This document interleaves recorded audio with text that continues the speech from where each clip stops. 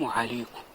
متداول فيديو فضيحة رزان محمد تقبل صديقتها نتالي.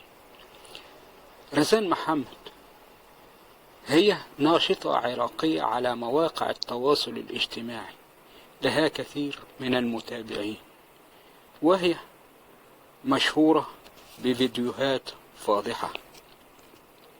وهذه الأيام كما قلنا متداول لها فيديو وهي تقبل صديقتها نتالي، مما أثار الجدل بين متابعيها. لمشاهدة الفيديو وللتأكد ومعرفة الحقيقة، رابط الفيديو في التعليقات. سلام واحترام للجميع.